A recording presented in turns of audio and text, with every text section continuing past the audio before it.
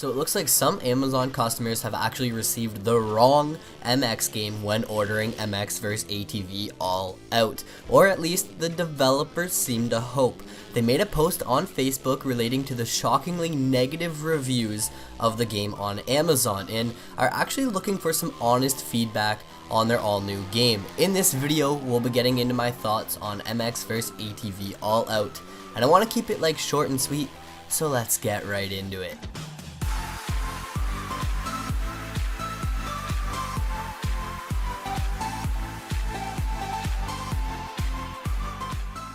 So the developers are looking for honest feedback, and they don't want to hear the simple comment about how the game sucks. They actually want some details here. So I'm going to get into it and kind of talk about it now. I doubt anything is going to like drastically change about the game, but hey, it's worth a shot, right? So I guess the negative reviews on Amazon have kind of shocked the developers. I mean, 34% of the reviews are 1 star, while 13% are 5 star, everything else filling up in between, resulting in a stunning 2.6 stars overall. It's like half of the stars, man. Clearly the community is not too happy with the game, and here's what I think.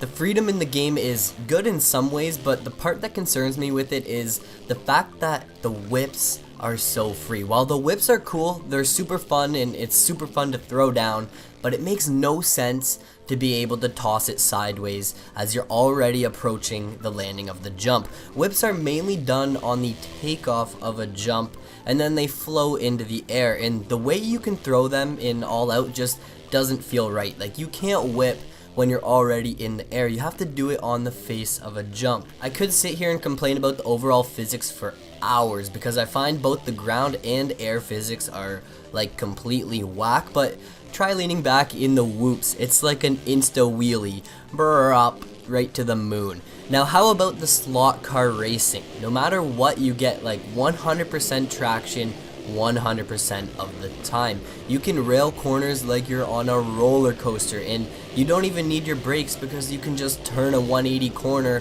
while holding it 5th gear tapped.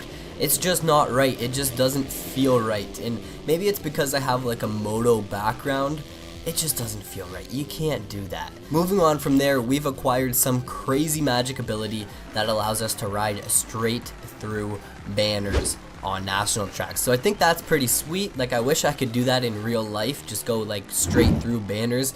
I get that they may be doing it to kind of keep the flow of the gameplay so that you're not crashing into the banners and everything, but riders should be punished for hitting banners, and if you jump off track over a banner, that's your own fault. You're stuck. You have to find your own way back on track. Punish the riders. I find the only way I get punished is by playing against the AI. Try to battle it out, and any slight bar banging might just send you straight off the track. Rubbing is definitely not racing in this game. Another topic I want to touch on is the Arena Cross series and the tracks within that series. You race them as the Amateur Arena Cross series, but then they are actually classified as an open cross track. So which one are they? They honestly feel more like open cross, as I mean they don't have gates and require like no skill at all. There are no rhythms on the tracks, and they're filled with like these good old bumpy sections. Actually, like a ton of the tracks in game are filled with these bumpy sections, and they just seem like super odd for track design. Like, I don't really understand the point of those bumpy sections. If you guys know what sections I'm talking about, then you know. But basically, the so-called Arena Cross tracks are definitely better fit for like a UTV, and the Amateur Arena Cross series itself doesn't really make too much sense. Like, it should almost be like a UTV series. Now how about the riders in the game, the AIs? No disrespect here, but we see people such as Doug Henry, Daniel Blair, and Brian Deegan in the game as AI, but they aren't competing currently and haven't in years. Like, it's time to bring in the new guys, and I understand these guys are like icons for the sport, right? Everyone knows those 3 guys pretty much. But why? Why are they in the game? It just, where's the logic behind it? I guess it works, whatever. That's just me being picky. But hey, these next few things are probably my biggest concerns, so let's have some fun.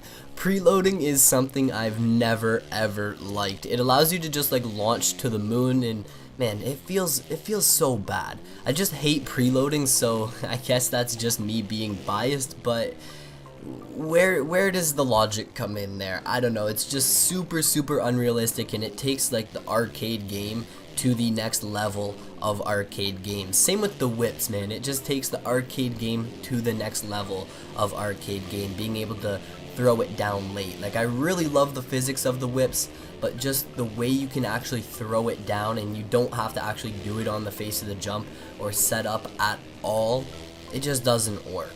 The two-stroke sounds are honestly terrible. They literally sound like a weed whacker in a tin trash can. And if you listen close enough, every time you chop the throttle, you can actually hear a four-stroke engine sound kind of kicking in and out, in and out, in and out every time you hit the gas. Like,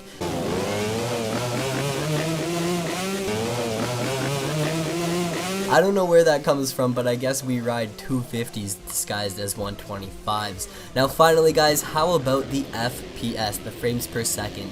Now I know the patch was supposed to fix it all, the day one patch. It was supposed to fix it all and make the game glorious, and they've been hyping up this patch, but I mean, Xbox is still waiting for the patch, so there's another story. Even the people with the patch say that the game still lags, you know, when doing the more complex national tracks and everything, which I mean, it really just isn't acceptable for a final release of a game with the current standards in 2018 to be lagged. It's just not acceptable. We want 60 FPS, not a slideshow, you know? You guys feel? So that's pretty much it. The inevitable video of me complaining about MX vs ATV All Out. I will have a video coming out very soon, guys, talking about kind of what I do like about the game. So stay subscribed to the channel so that you guys don't miss that video. Like the video if you enjoyed, and throw any comments down below. My Amazon review for the game at launch would probably be like a 2-star rating, and we'll have to see if that improves over time.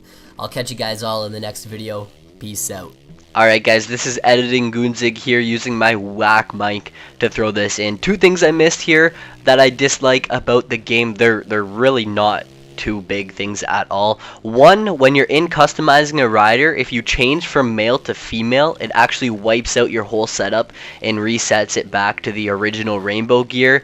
I think you should be able to just switch between male and female and then keep the same gear that you were wearing before. I think that makes sense. The second thing here is just when you're actually in choosing your gear, goggles, or whatever, you can scroll all the way down to the bottom, and when you get to the bottom, it'll send you right back up to the top, but you can't go from the top back to the bottom just by going up, right? When you're at the top, it won't let you go to the bottom, but when you're at the bottom, you can scroll too far and it sends you all the way back to the top, and then you gotta scroll all the way back down again. So just two things there that I noticed during editing that I didn't throw into the video. So yeah, peace out.